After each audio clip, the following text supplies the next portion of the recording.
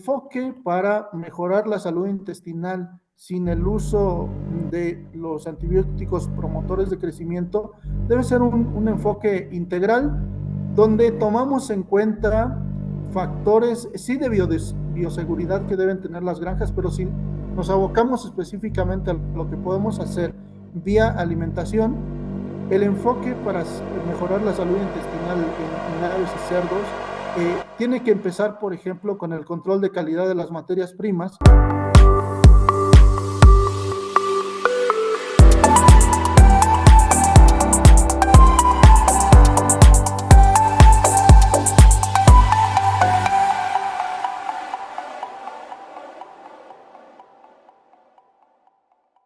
Bienvenidos a otro capítulo de Talk About Feed.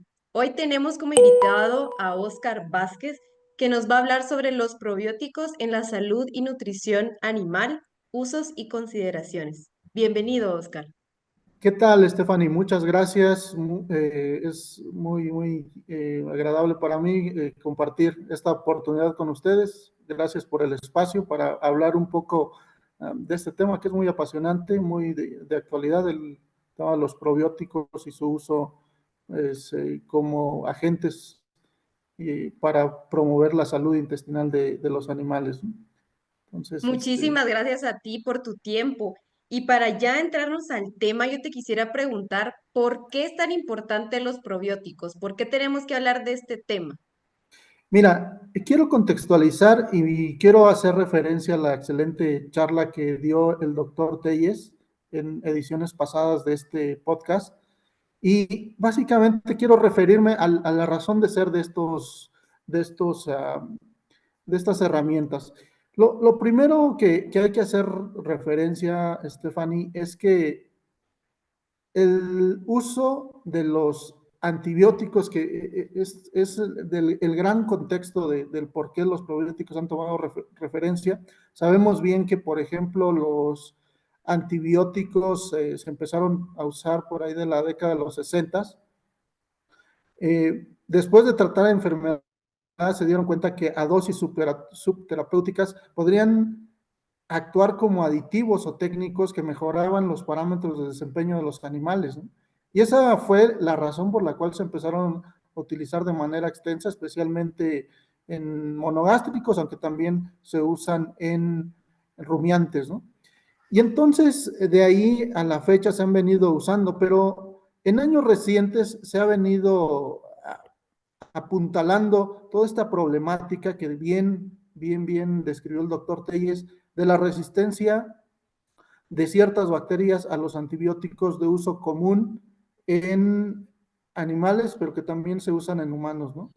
Y entonces, esto ha sido todo un problema de salud pública y quiero recordar este dato que ya está por ahí publicado por Dagostar y colaboradores en el 2019, que han cuantificado o han estimado que la tasa de muertes por condición o región asociadas a la resistencia a los antimicrobianos para el 2050 va a ser la mayor causa de muerte por encima, por ejemplo, del cáncer o de la diabetes, ¿no? Entonces, este es un dato muy importante. El problema de la resistencia a los antimicrobianos es un problema real que va a afectar definitivamente la salud humana, ¿no?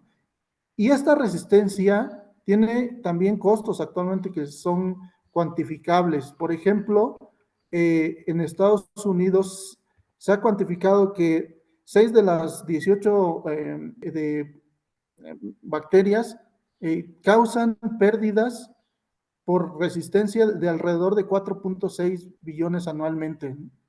Entonces, el tema de la resistencia a los antimicrobianos es un tema que tiene costos actuales y que ha llevado a países de avanzada como la Unión Europea a restringir el uso de los antibióticos como promotores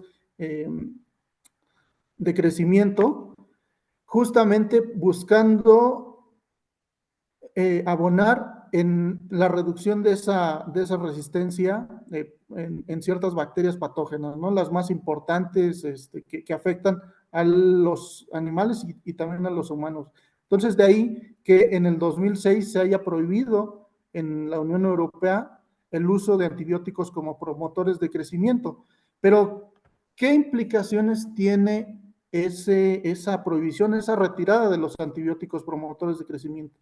Aquí, dependiendo de la especie, por ejemplo, se ha cuantificado que la ganancia de peso puede reducirse desde un 2 hasta un 8% cuando viene la retirada de los antibióticos como promotores, y la conversión alimenticia se puede incrementar hasta un 5%. Sabemos bien que la conversión alimenticia entre más alta es peor porque el animal es más ineficiente. Entonces, esos han sido los resultados de esta retirada. Hay ciertas condiciones, ciertos países donde la retirada no ha causado tanto impacto, pero en otras regiones donde no se tienen controlados todos los factores que intervienen o que afectan la salud intestinal de los animales, pues se puede tener esa baja en la producción. Y entonces de ahí eh, viene la búsqueda de ciertas alternativas que nos puedan ayudar a mantener la homeostasis, la eubiosis del intestino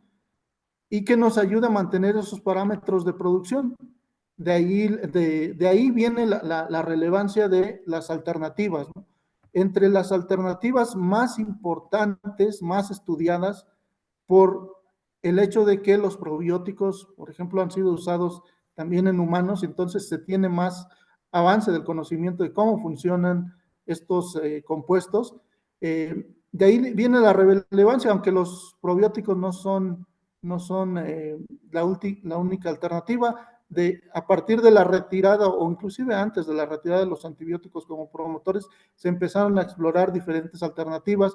Están los probióticos, los prebióticos o una combinación de ambos compuestos o, digamos, alternativas que se les conoce como simbióticos. Están también los ácidos orgánicos como alternativas. Recientemente se han explorado más, por ejemplo, los fitogénicos, derivados de plantas, extractos de plantas, algunas enzimas, inclusive algunos virus bacteriófagos también se están utilizando, se están investigando de forma muy activa. También, por ejemplo, hay la inmunoglobulina Y de las aves inmunizadas. Hay ciertos estudios relativamente recientes que están evaluando ese compuesto como una alternativa también para mejorar la salud de los animales. Y recientemente en procesos biotecnológicos se están explorando el uso de péptidos antimicrobianos. Entonces, como podemos ver, hay una cartera, una palestra amplia de alternativas que se están explorando, aunque vuelvo al tema, los probióticos son de las primeras alternativas que se empezaron a explorar y que se conoce ya más de su posible modo de acción en Lo bueno es que tenemos alternativas, ¿no? Exacto, se tiene alternativas. También veía el video del doctor Telles y estoy totalmente de acuerdo con él. Hoy por hoy se puede producir, hay una serie de alternativas y hay un enfoque. Antes de pasar a hablar específicamente de los probióticos, quiero mencionar que el enfoque para mejorar la salud intestinal sin el uso de los antibióticos promotores de crecimiento debe ser un enfoque integral donde tomamos en cuenta factores, sí, de bioseguridad que deben tener las granjas, pero si nos abocamos específicamente a lo que podemos hacer vía alimentación, el enfoque para mejorar la salud intestinal en aves y cerdos tiene que empezar, por ejemplo, con el control de calidad de las materias primas, porque sabemos que hay ciertos factores que disrumpen o afectan la salud intestinal de las aves. Y en este caso me refiero, por ejemplo, a los polisacáridos no amiláceos en las materias primas. Se debe cuantificar y actuar en consecuencia con el uso de enzimas, por ejemplo. Eh, Y También mira, tener ahí te quisiera Ajá, preguntar sí. algo, ya que mencionas que hay que cuidar las materias primas, porque claro, podemos tener los probióticos, prebióticos de alta Ujú. calidad, Pero entonces, una de las cosas que podemos añadir al alimento son los probióticos. Los probióticos definitivamente, o sea, sí, los probióticos son deben ser un pilar como parte de una estrategia integral. Te comentaba, el control de calidad de materias primas. ¿Qué factores se sabe que afectan la salud intestinal? Te decía, ciertos factores antinutricionales, polisacáridos no amiláceos, inhibidores de la tripsina en el caso de las pastas de soya. Eh, Tenemos que cuidar la granulometría del alimento. Hay una recomendación especial para cada etapa, entonces es diferente entre aves y cerdos, eso hay que considerarlo. Hay que considerar los agentes infecciosos a los que están expuestos los animales, especialmente bacterias patogénicas, eh, parásitos, las coccidias, claro está, por ejemplo, en aves y cerdos Los jóvenes, hongos. los hongos, la contaminación por hongos en las materias primas, agentes no infecciosos que están presentes en el alimento y que tenemos que buscar controlar también, por ejemplo, toxinas bacterianas, también micotoxinas, especialmente en los cereales y los subproductos de estos, maíz, DDGs, salvados, derivados de cereales. En harinas de carne, por ejemplo, las aminas biogénicas que se sabe afectan la estructura del intestino, es algo que se debe observar también. Calidad, por ejemplo, del aceite es un factor que debemos estar cuidando. Un aceite rancio afecta la integridad intestinal de los animales. Eh, bueno, los antibióticos como tal también, si se utiliza un antibiótico promotor de crecimiento, sabemos que no es selectivo para una bacteria patogénica específica. Un antibiótico promotor de crecimiento se lleva a un grupo muy amplio de bacterias que en su momento nos puede afectar el balance intestinal. Eh, Taninos o inhibidores de la tripsina también es muy importante, ¿no? Estar controlando eso. Está bien conocido que niveles altos de inhibidores de tripsina afecta la integridad intestinal. Entonces, de ahí que el enfoque integral para el control de la salud intestinal, tanto en aves como en cerdos, podría ser el cuidar esas materias primas, utilizar ciertas herramientas que nos ayuden a contrarrestar esos efectos negativos todos esos factores que ya mencioné sobre la integridad del intestino. Entonces, esos factores que nos pueden ayudar y que no necesariamente van a actuar matando bacterias son justamente los probióticos, eh, y los ácidos orgánicos, ¿no? Entonces son una parte de una estrategia integral. Por ejemplo, el uso de enzimas es algo ya generalizado en las dietas, el uso de absorbentes de micotoxinas para intentar controlar la presencia de toxinas derivadas de hongos, micotoxinas o de origen bacteriano, también ya es una práctica común. Entonces, el tema de los probióticos son parte de una estrategia integral y puede ser muy interesante. Y mira, ahorita que mencionas que los probióticos se usan como estrategia, ¿cómo se definiría qué son los probióticos? Sí, vamos a eso justamente. Un probiótico, hay varias definiciones que han venido cambiando a través del tiempo, pero una que es muy conocida es de la FAO y de la Organización Mundial de la Salud, que nos indica que los probióticos son organismos individuales o mezclas de cultivos de organismos vivos, los cuales cuando se administran en una cantidad adecuada al animal, confieren un beneficio sobre su salud. Entonces, esa, digamos que es una definición de probióticos que es aceptada por muchos, ¿no? ¿Y los probióticos existen algunos tipos de probióticos? Mira, en cuestión de los probióticos, hoy se reconocen tres grandes grupos de microorganismos que se utilizan activamente en nutrición animal. Primero son las bacterias ácido-lácticas, eh, que ahí podemos encontrar bacterias como Enterococcus, Lactobacillus, Pediococcus, bifidobacterias, entre los más utilizados en la industria.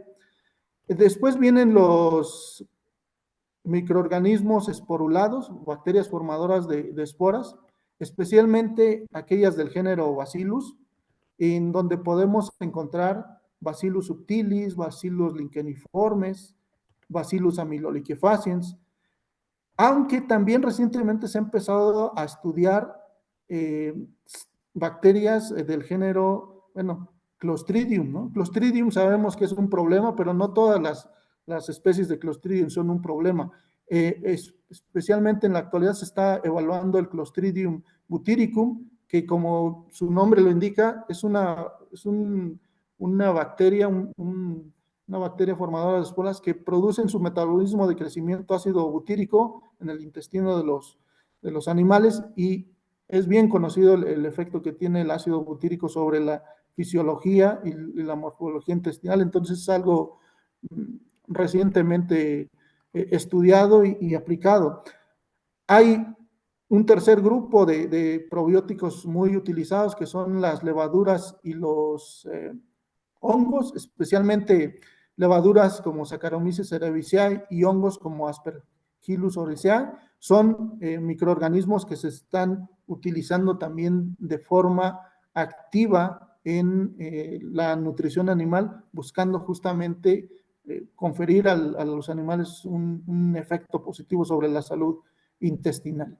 Entonces, digamos que esos son los tres grandes grupos. Y como hay tantos grupos, ¿cuáles son los modos de mecanismo? ¿Cómo actúan estos probióticos? Mira, en general, los mecanismos de acción de los probióticos se basan en al menos 4 o 5 principios básicos. El- la primera es lo que se conoce como la exclusión competitiva. Es decir, en el intestino de los animales, el probiótico compite de manera activa por los sitios de unión en el enterocito con todo tipo de bacterias, incluidas las bacterias patógenas como la Salmonella, E. coli, los Campylobacter, todas estas bacterias que sabemos que afectan de manera negativa la salud intestinal. Entonces, la exclusión competitiva por ocupar esos espacios de adhesión. También algunos probióticos, especialmente los del género Bacillus, producen ciertas sustancias antimicrobiales que en ciertos momentos, por ejemplo, en el caso del Bacillus amyloliquefaciens, produce lactonasa, que es un compuesto que inhibe la comunicación entre bacterias patógenas. Entonces, esto es un mecanismo muy interesante que tienen los probióticos. Hay otros géneros que producen sustancias diferentes, pero esto es por citar un modo de acción conocido. Después, un tercer modo de acción puede ser la producción de ácidos orgánicos, especialmente la producción de ácido láctico, que crea condiciones favorables para el crecimiento de otras bacterias ácido lácticas, y esto en general le confiere un beneficio al pollo, al cerdo en este caso, ¿no? Entonces, un tercer modo de acción puede ser ese. Eh, También producir ciertas sustancias que mejoran la unión entre enterocitos. Es un mecanismo de acción que tienen los probióticos. Y digamos, quinto efecto es la estimulación del sistema inmune.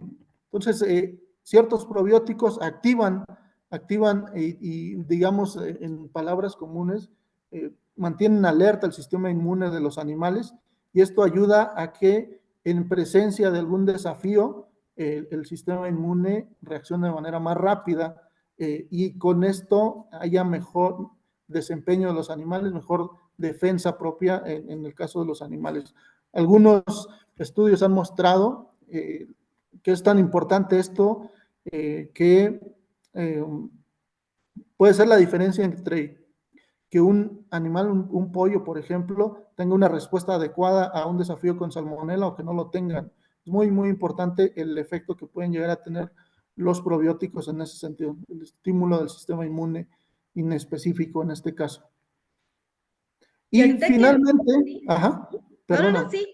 No, no te preocupes. Finalmente, un sexto modo de acción es la producción de enzimas que en su momento ayudan a mejorar la digestión del alimento. Si bien no es su principal característica, eh, algunos probióticos, nuevamente especialmente el género Bacillus, que generan ciertas enzimas que ayudan a mejorar la digestión de los carbohidratos en general, de la fibra que se agregue o del almidón. Entonces, esto también es muy interesante, como un sexto modo de acción que tienen los probióticos.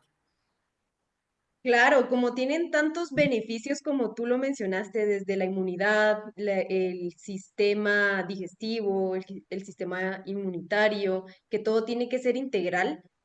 Entonces, con base a tu experiencia, ¿cómo aplicamos eso en la alimentación para que haya ese beneficio en la salud de los animales? Mira, el tema del uso de los probióticos, como lo mencioné, debe ser estratégico, ¿no? Hay ciertas características que, por ejemplo, el productor debería tomar en cuenta al momento de elegir un probiótico y utilizarlo en su estrategia de alimentación, en su estrategia para mejorar la salud intestinal. Primero, tenemos que o debemos tomar en cuenta que los probióticos deben tener una base muy sólida en cuanto a la evidencia en que no sean microorganismos que tengan un efecto patogénico o que generen o tengan genes de resistencia a antibióticos. Sí, ciertamente es lo que se busca, ¿no? Evitar esa resistencia a los antibióticos. Entonces, el probiótico debe tener evidencia de que no contiene genes, que no es patogénico, que no es emético, que no genere algún daño en los animales. Después, el, la concentración del probiótico también es muy importante, que tenga una concentración conocida y garantizada, ¿no? De células viables. Es algo muy importante que debe tomar en cuenta el productor al momento de decidir qué probiótico utilizar. También debe tener evidencia probada, científica, un probiótico de su capacidad de sobrevivencia en las condiciones típicas o fisiológicas del organismo, del intestino del animal. Eso es muy importante.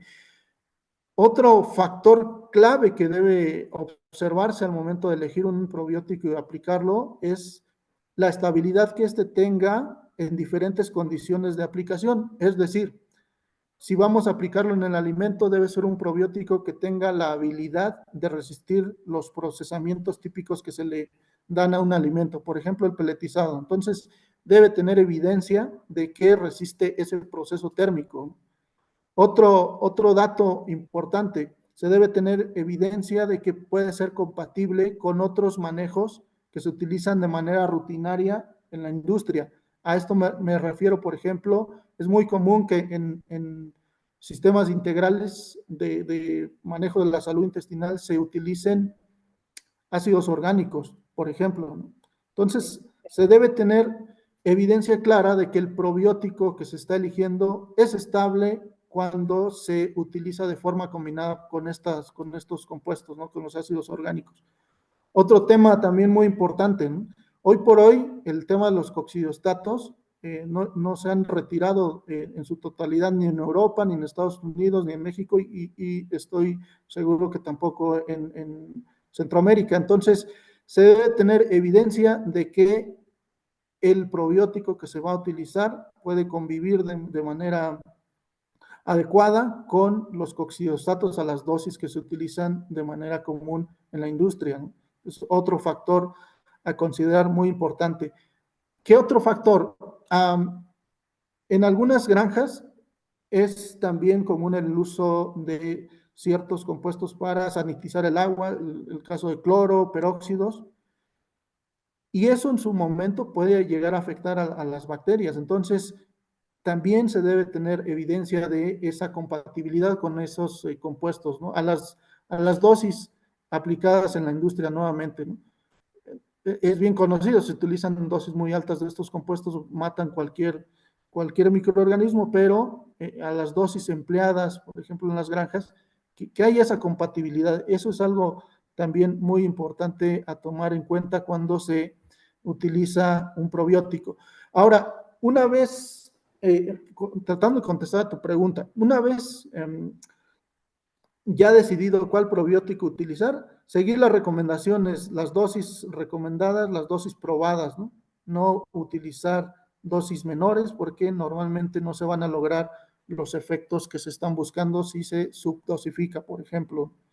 Entonces es un factor también muy importante a considerar. Y ahí tengo una pregunta, ¿de qué depende las dosis? ¿De la marca o de qué depende? Sí, la dosificación de un probiótico depende del desarrollo propio del mismo, ¿no? Cuando una empresa, una institución de investigación identifica un probiótico, hace todas las caracterizaciones que te mencioné de seguridad y de que no sea resistente o que no contenga genes de resistencia que puedan transmitirse a otros organismos. Cuando se hace eso, se determinan las dosis óptimas, ¿no? Inclusive se hacen estudios dosis-respuesta para determinar cuál es la dosis óptima del probiótico en ciertas condiciones o en ciertas especies, ¿no?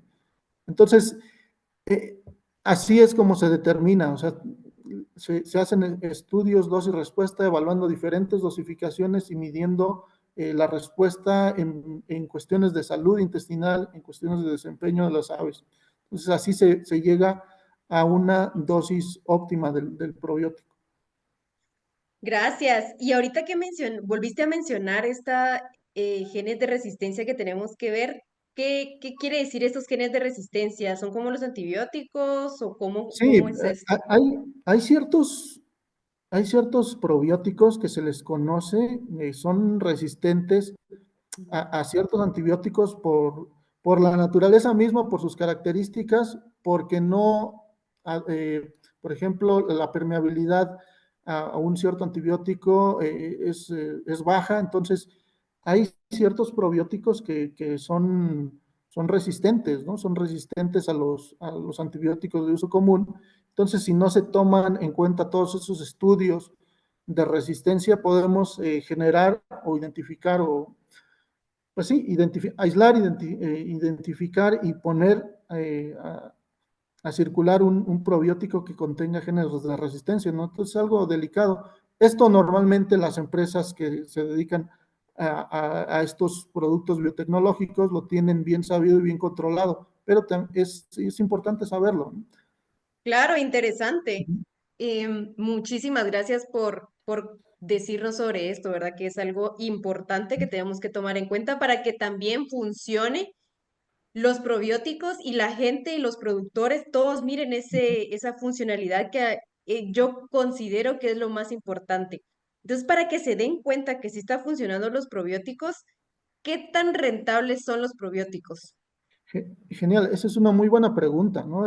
Todos los probióticos deben venir soportados con estudios, sí controlados, pero también estudios en condiciones lo más cercano posible a las condiciones de campo, ¿no? Entonces, te doy un ejemplo. En el caso de Bacillus subtilis, Bacillus licheniformes, y especialmente en el caso de Bacillus amyloliquefaciens, que es donde tengo más conocimiento, por ejemplo, hay un soporte muy interesante de estudios hechos alrededor del mundo que se han compilado en metaanálisis donde se ha visto que la inclusión, por ejemplo, de este probiótico en aves, en aves de engorda, por ejemplo, nos puede mejorar hasta 4 puntos la conversión alimenticia. Eh, Te digo nuevamente, en un estudio metaanalítico, donde ya tomas en cuenta muchos factores, muchas condiciones alrededor del mundo. Y esto te puede llevar, por ejemplo, a retornos sobre la inversión que rondan el 2 a 3 a 1, ¿no? Lo cual es algo positivo. Entonces, sí, definitivamente, como cualquier otro aditivo de uso en la alimentación, los probióticos deben tener un retorno económico. Esencialmente deben pagar lo que costó su inclusión y regresar una o dos veces más esa inversión que hace el productor, ¿no? El avicultor, el porcicultor o el ganadero. Entonces, esto es algo interesante. Sí hay, son económicamente viables estos probióticos, estas alternativas, ¿no? Nuevamente, porque en condiciones donde hay un retiro total de los antibióticos, te comentaba, hay un descenso en los parámetros de producción. Si metemos o incluimos ciertas alternativas, normalmente se ve una respuesta positiva. Aunque quiero comentarte que hay ciertas experiencias que tenemos en México, donde inclusive en sistemas convencionales que por alguna razón no han decidido retirar los antibióticos promotores de crecimiento, el uso de probióticos aún así genera una respuesta positiva, por lo que te comentaba, el modo de acción de los probióticos no se enfoca exclusivamente en matar bacterias, ¿no? O sea, hay una serie de efectos positivos sobre la morfología y sobre la fisiología del intestino que en su momento pueden ser complementarios y es lo que puede explicar una respuesta positiva de la inclusión de un probiótico, inclusive en sistemas convencionales de producción. Claro, y mira, ya llegando al final de nuestra conversación, yo quisiera preguntarte qué mensaje le dejarías a la audiencia para estimular ese uso de probióticos y disminuir el uso de Los antibióticos. antibióticos, de Ujú. los antibióticos como promotores. Sí, pues mira, básicamente que el producir sin antibióticos promotores de crecimiento es posible, sin embargo, se debe abordar ese cambio de paradigma o de sistema de producción de una forma integral, ¿no? Tomando en cuenta a factores de bioseguridad, de control de calidad de materias primas de manera más estricta, eh, inclusive en el proceso de formulación de dietas, hacer dietas bajas en proteínas es una estrategia que se está usando actualmente justamente para ayudar a hacer más fácil esa transición. Y finalmente el uso de herramientas probadas, bien soportadas, como el caso de los probióticos, como el caso de los ácidos orgánicos, que pueden ser parte de ese enfoque integral de cuidado de la salud intestinal. Entonces, sería mi comentario final. Es posible esa transición. Y es rentable también. Y es rentable, económicamente viable, sí, definitivamente. Muchísimas gracias, Oscar. Muchísimas gracias a la audiencia y muchísimas gracias, Alianza, por hacer posible este capítulo. Recuerden seguirnos en redes sociales porque ahí estaremos publicando las siguientes novedades.